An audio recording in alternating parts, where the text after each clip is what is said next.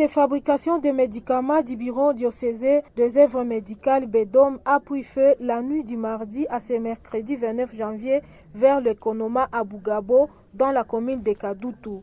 Le feu a aussi consumé les dépôts pharmaceutiques de cette unité de production médicale. Mais c'est l'abbé Paul Babikire, directeur de BEDOM, témoigne. Le bilan, c'est vrai, il est immense. Le bâtiment d'abord que nous venons de perdre, si nous l'évaluons, ça ne va pas coûter moins de 5 000 $, de 50 000 $ ou 500 000 $ si vous voulez, mais aussi tous les archives que nous venons de perdre, les matériels de laboratoire, les médicaments qu'on venait de produire, qu'on devait remettre sur le marché, et beaucoup d'autres choses, le matériel informatique. En tout cas, le bilan est immense.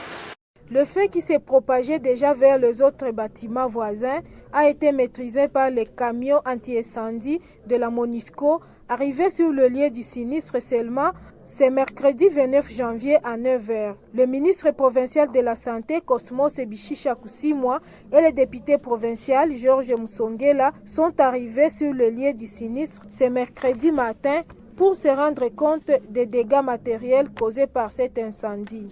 Et sans doute, c'est parti tout droit au cœur. Et je pense que votre gouvernement qui a décidé de gouverner autrement, au vu de l'expérience que nous sommes en train de vivre dans la ville de Bukavu, certaines mesures urgentes seront prises quant à ça. D'abord, c'est un mot de compassion à BEDOM et à toute l'archevêché de Bukavu. C'est vraiment un message de compassion, mais aussi de douleur. Parce que lorsque nous venions de suivre le récit que nous a retracé le BEDOM, on a compris qu'il était possible, si jamais l'État était diligent, il était possible d'éviter le pire, d'éviter ce qui nous est arrivé. Le feu a commencé depuis autour de minuit ou 1h et ils ont couru pendant plus d'1 heure en train de chercher du secours, pas de camion anti-incendie, pas l'intervention de l'État.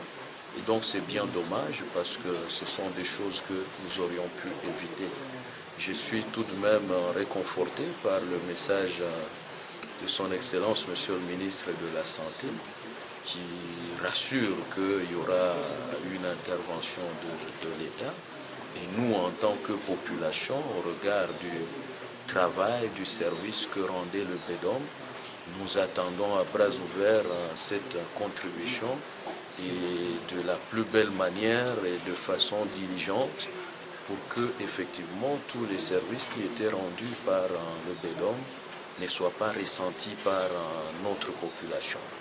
Monsieur le député, est-ce que vous constatez justement qu'il y a un manque aux carences des véhicules anti-incendie dans la ville de Bukavu? C'est très visible, c'est une réalité. Et ici, je dois dire que déjà au niveau de l'Assemblée provinciale, le débat s'était déjà invité parce que récemment, au regard des incendies combien récurrents dans la ville, un collègue avait introduit une question orale avec débat autour de laquelle, ou au cours de laquelle nous avons débattu entre autres de la question de camions anti-incendie, entre autres de la question du service de la protection civile.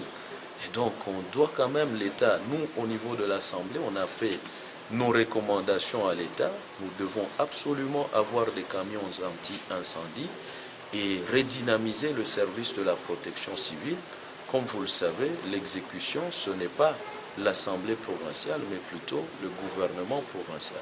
Et donc nous, à notre niveau, nous ne sommes que le porte-voix de la population et nous ne cesserons jamais de le faire. Nous allons continuer à le faire.